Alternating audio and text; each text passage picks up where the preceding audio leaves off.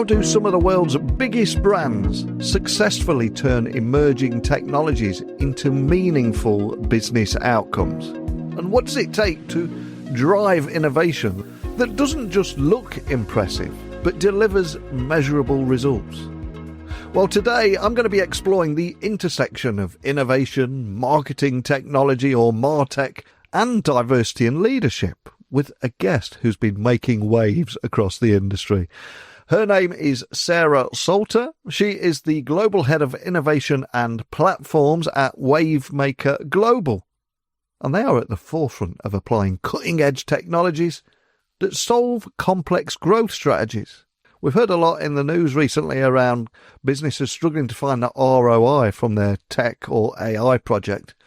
But Wavemaker are doing just that in everything from AI and voice platforms to AR and VR and data-driven personalization. Today we'll explore how immersive technologies are already reshaping brand engagement, shifting from interruptive advertising to culturally relevant experiences. What strategies can brands adopt to keep pace with rapid technological advancements that we're all seeing right now? And how can innovation leaders ensure that these technologies resonate with their consumers? Well, buckle up and stay tuned because we're going to tackle all of these questions today and a few more. So thank you so much for joining me on the podcast today. For everyone listening, hearing about you for the first time, could you tell everyone listening a little about who you are and what you do? I can, and thank you so much for having me. I'm Sarah Salter. I'm the Global Head of Innovation and Platforms for Wavemaker, which is a part of the WPP Group. So in a nutshell, I lead our innovation, gaming, entertainment and influencer platform teams. And we work with the top kind of global brands to help them really tap into culture through emerging technology and trends.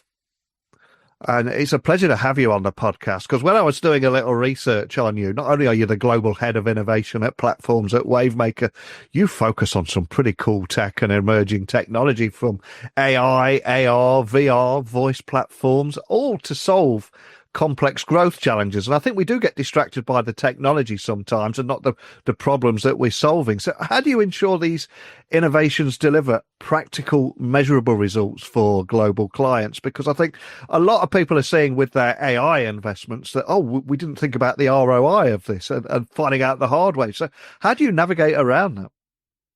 It's a very good question. And of course, it's super easy to get caught up in the excitement and hype of new technology.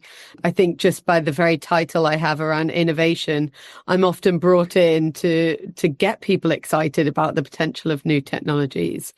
But I guess at the end of the day, if you remove the technology, it still has to be a great idea.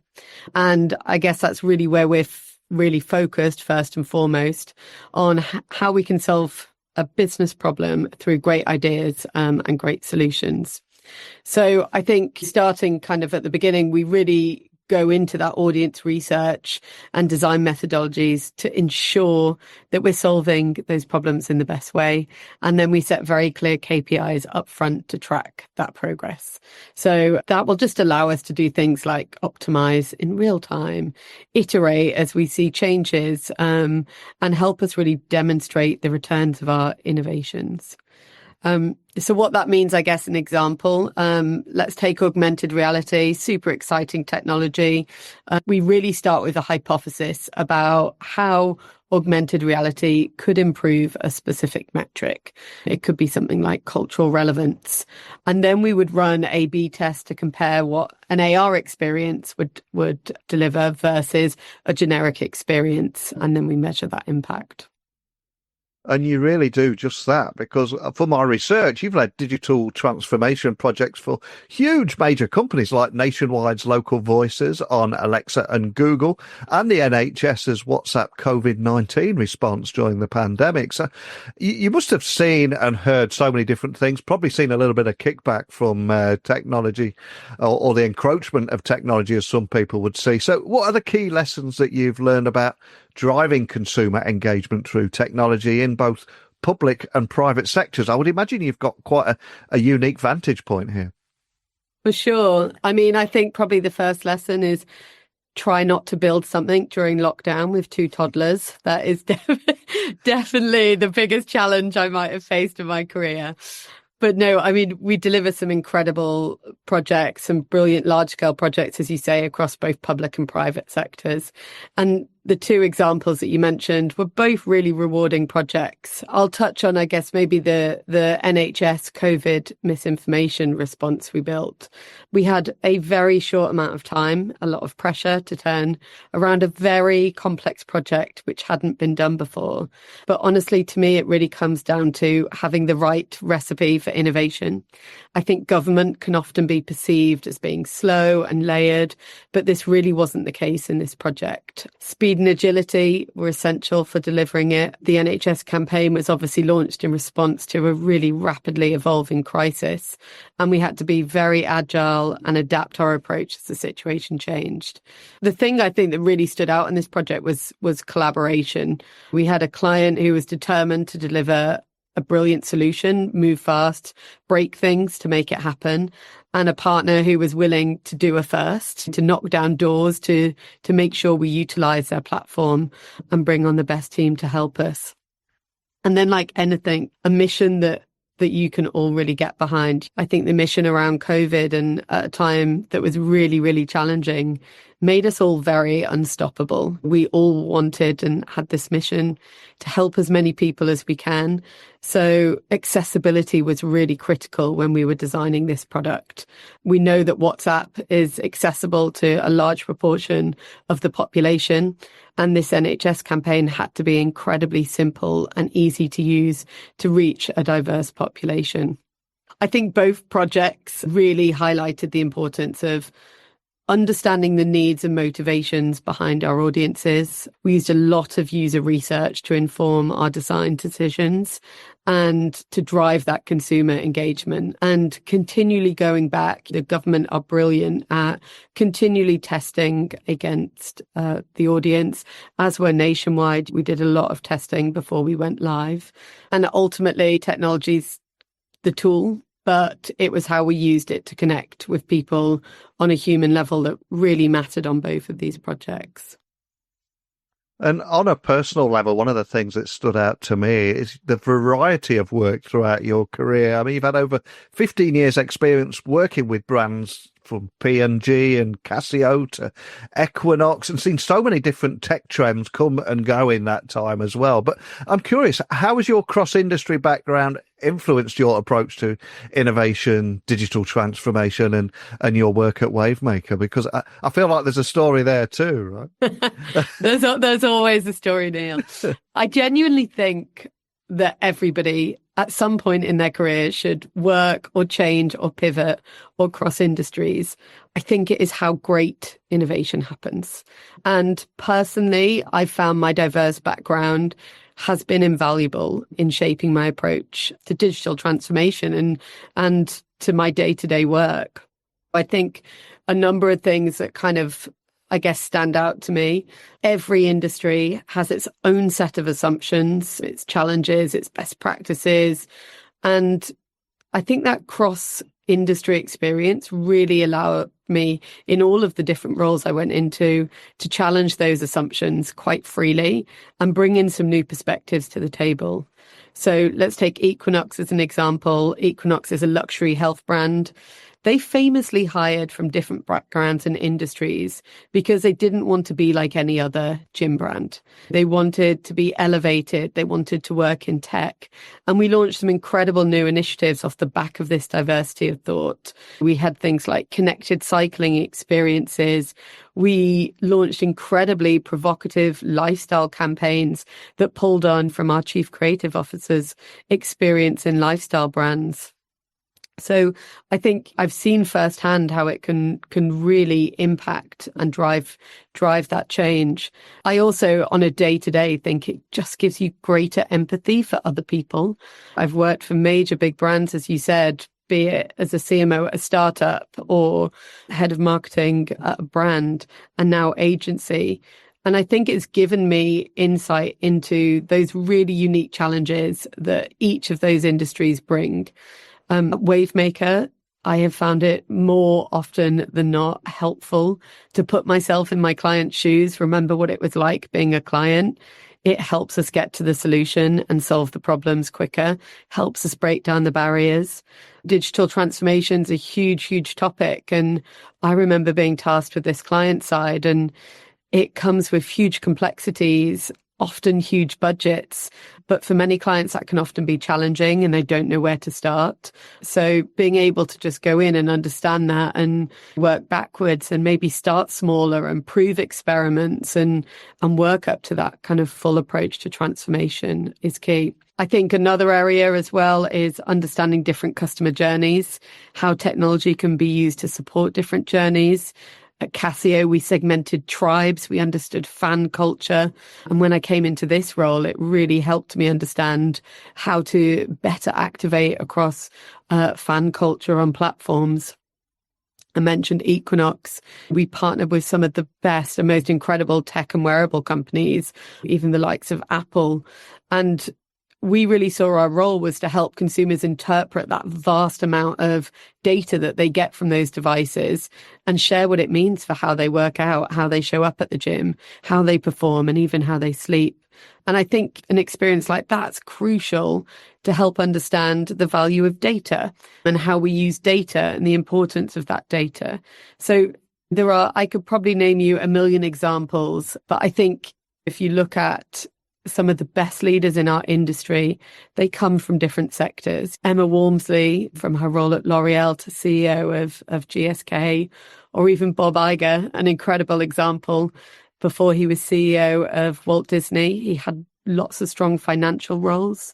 I could go on. I feel very passionately about this kind of cross-discipline experience. And that passion really comes across in our conversation today. And I think the insights you shared there, those real world examples, are so valuable, because we will have a lot of business leaders listening in multiple industries that often struggle implementing emerging technologies effectively. In my own career, I've seen very often that there's too much of a focus on technology and less on the corporate culture and how they actually embrace that. So I feel like it's just been thrown on them. But what advice would you give to organizations maybe looking to simplify the integration of AI, voice platforms, personalized data strategies, all that cool stuff into their marketing efforts? Any advice that you would offer on that? Yeah, it's a really interesting question. I guess to me, getting to the root of why they struggle to implement is key. From my personal experience, I often see brands struggle because they don't know why they're implementing the technologies. And AI, aside from it being very topical, is a great example of that. The amount of people who have come to me and said, I've been tasked with rolling out our AI task force, our AI experiments. But the ask feels so big, they just do not know where to start. So starting small, staying focused, instead of trying to implement AI across the entire marketing organization, the implementation will be easier and the output will be better. I also think understanding is a huge area. There is often a huge lack of investment in training and education. And these are really complex areas. And we've seen it show up in government, where governments haven't fully understood the power of technology. We see it showing up in businesses. We have to give teams the tools, the understanding to use these technologies effectively. And where it's incredibly complex, bringing in and not being afraid to partner with experts who can help. I'm often brought in to upskill and help drive that knowledge into teams. And I think that's critical. And then finally, I guess I'll sound like a broken record based on what I said earlier, but we have to focus on the why before we implement emerging technologies. Why are we using a technology? How will it benefit our consumers? There is no point doing it for the sake of doing it. It has to add value to the organization. And it's so refreshing to hear you say that. And you're probably far too modest to bring this up, so I'm going to bring it up here. But I did read that you've been recognised as an IPA Woman of Tomorrow, so huge congrats there. But you're also a strong advocate for diversity in tech and leadership. So we've got a great platform here. So for anyone listening, how can the industry better support women in tech roles? And what role do you see diversity playing in driving innovation? Because I think diversity of thought, for one, is so important. And it seems like we've been talking about this for so long. Are things getting better too? Oh, well, I hoped that they were, but obviously in the news recently, tech companies have announced they're pulling back on DE&I initiatives. It's really sad and quite disheartening, and I just hope that people don't get put off by some of the news stories, because that passion that I talked about before and the potential for innovation is huge. Maybe starting with innovation, diversity. I talked about it in terms of industry, but diversity of people is essential. It's essential for delivering greater innovation. Different perspectives and experiences lead to better output. There are, again, so many famous stories in marketing where teams have lacked diversity, and it's meant really bad things for the brand. We look at early Fitbit models, and I remember this. They track steps based on arm movements. And so parents pushing prams couldn't count their steps, which was generally a lot of mums like to put on their Fitbit and make sure they're doing their 10,000 steps a day. Voice recognition systems like Siri, Alexa, they've struggled to understand accents other than American and British English, underscoring again the need for diverse data sets, diverse engineering teams to make sure that those AI-powered products are inclusive and accessible to everybody. I think a lack of diversity not only leads to really dangerous, potentially biased algorithms, but dangerous products that can damage a company's reputation, that can erode trust. And also, I don't understand why companies don't realize that the opportunities they are missing could be huge. It's the opportunity to connect with new markets. It's the opportunity to develop new products that meet a more diverse and wider ranging consumer. Just look at some of the success that we've seen from Rihanna with Fenty Beauty as an example. And then I guess when it comes to women in tech, I think we all have a responsibility to create a diverse tech industry. I think it starts early on. It starts with the education system. It starts by better investing in STEM education. And there's some great initiatives out there, like the STEMettes, for example. It also means creating work environments that are supportive and inclusive of women, showing up with more role models in this space. We certainly at WPP, we have some incredible initiatives that really help drive that inclusivity, including one of my favorites, which is Back in the Game, to support mothers returning to the workforce. But yeah, I mean, I don't think I was aware of many other females in the innovation and tech space growing up. And it certainly wasn't really on my radar when I was sat with my UCAS career advisor all those years ago. So showing up with successful women in tech is crucial for the next generation. And I'd love and to use your platform, as you said, to find a way to help spotlight more incredible women in tech. There are some incredible people out there who I work with, who I know, who we can connect into. So maybe your next podcast, Neil. Absolutely. More than welcome. And I would say for anybody listening, wherever they are in the world, if they're inspired by our conversation today, please don't just sit here passively listening. Contact me, contact you, Sarah, and we'll make something happen alongside that as well. It's such an important message. And everything is at the heart, well, everything, the consumer is, of course, at the heart of absolutely everything here. And that's why that diversity of thought, again, is so important. If you're not as diverse as the consumers you're serving, how can you effectively serve them? And their expectations, they're evolving rapidly too, especially with the rise of immersive technologies from AR and VR, for example. But how do you see these technologies shaping the future for brand engagement? And what excites you most about their potential? Because I think in the last 18 months or so, it feels like AI might have overshadowed that a little bit. But what you're seeing here and what excites you about them? I guess working across quite a broad spectrum of innovation, I see quite broad behavioral shifts and trends like world building and fandom that are just taking us into a new era. We're very focused at Wavemaker on media, and we've seen a huge step change beyond kind of this interruptive advertising to participatory media, right? To connecting with consumers in spaces where they're choosing to spend their time and their attention. And these are environments, I guess, where consumers are wanting that emotional connection. They're wanting shared experiences. It's a world where attention is the ultimate currency, and finding really innovative new ways to connect is key. And I think there are lots of different opportunities around this area. We talked a little bit around AR, VR, and I'd separate out the two. I think AR is incredible at really driving that personalization. Things like virtual try-on have evolved through to hand tracking, and the movements that you can track are utterly incredible, through to things like VR, where the potential for brand storytelling is huge to transport consumers into new worlds. We're in a world where personalization is everything, and using VR to make an experience feel personal is very, very powerful. We've actually been building some amazing experiences on the Apple Vision Pro at the moment. It's amazing when you put it on a client, you can just see their faces in amazement as they just feel a part of the experience and the journey. So I guess probably what excites me is what's to come. For anybody who is lucky enough to get to go to places like the Sphere in Vegas, you get to see the potential of these technologies and these combinations of technologies. So unlocking more of our senses, combining augmented reality with smell and haptics, it just has the potential to revolutionize how consumers engage with brands. And I think what I've seen over the last year is our metrics, our KPIs shifting. We're seeing brands measure cultural relevance. We're seeing them measure time spent in experiences.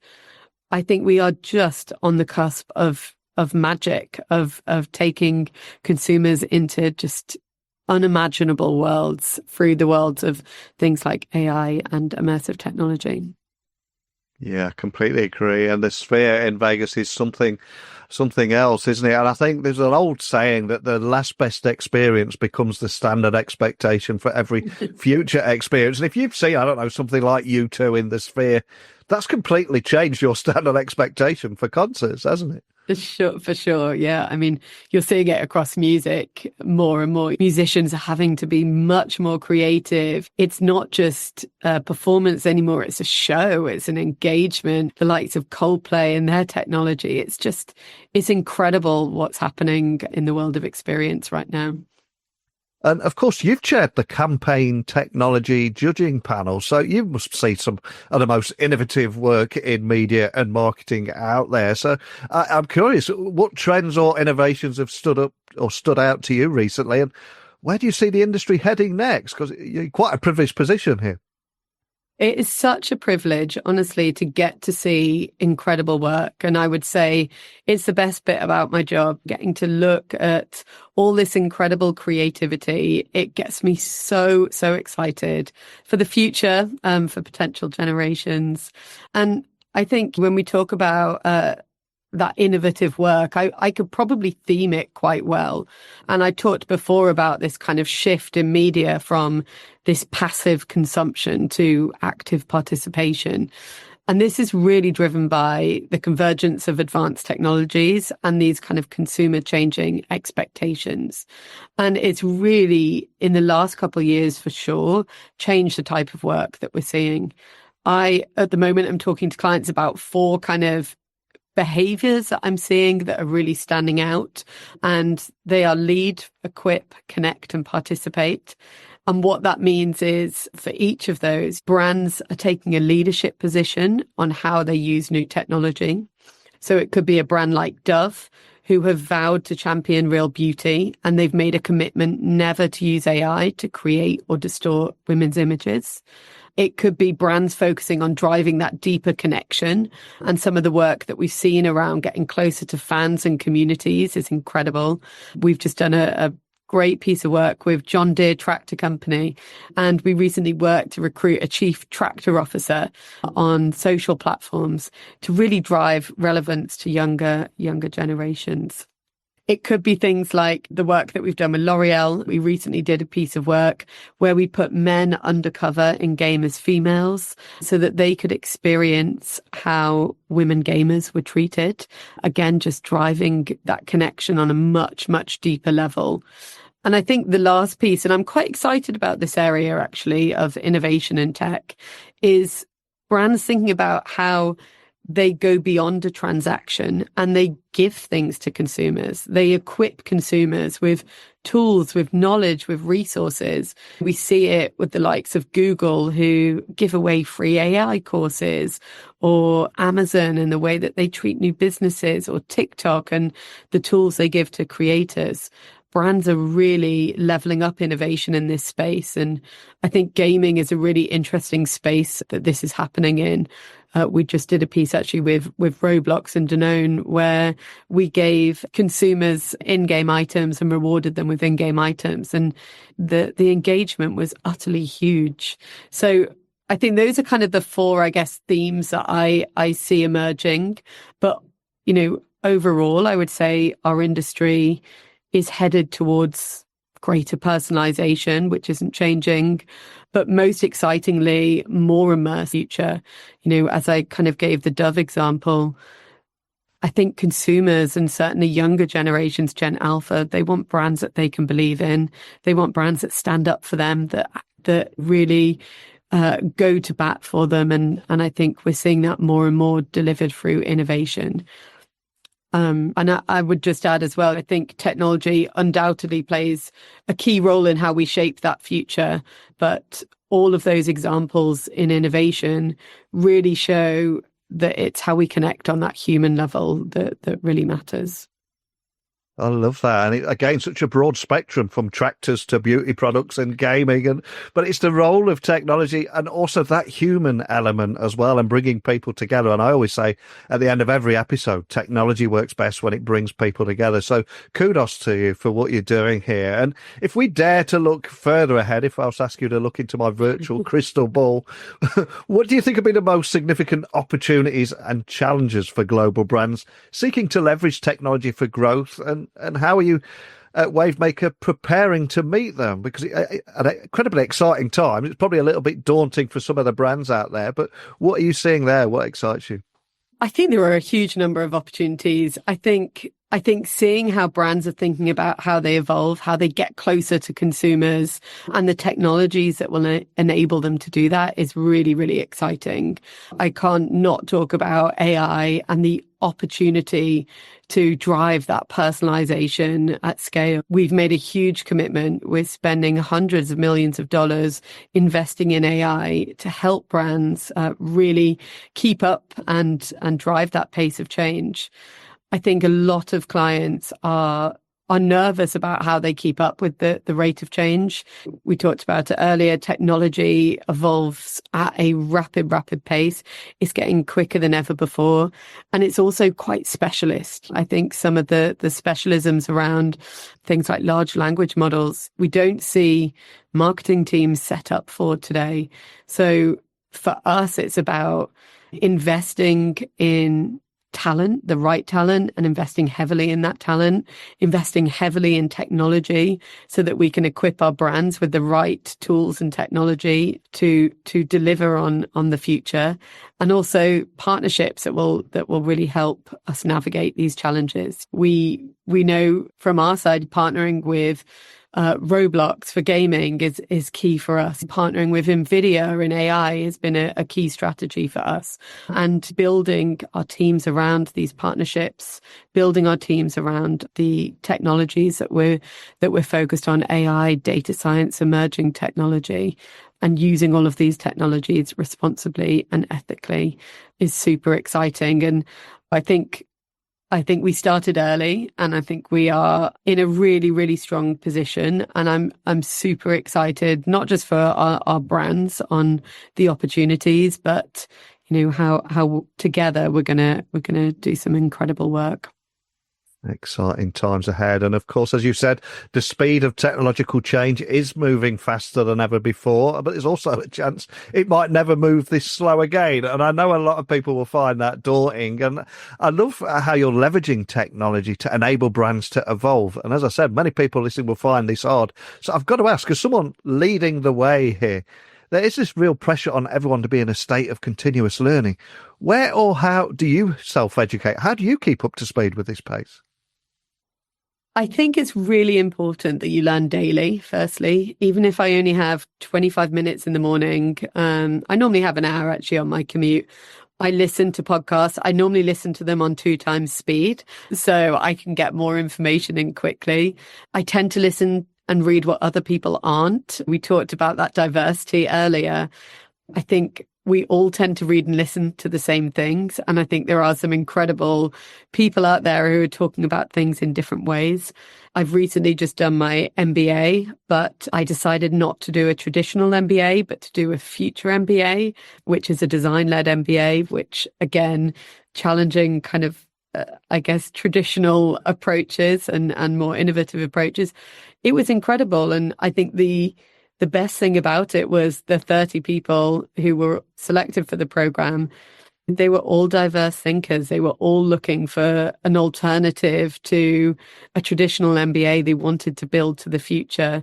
So I would say educate daily, find things that other people aren't reading, find things that other people aren't listening to.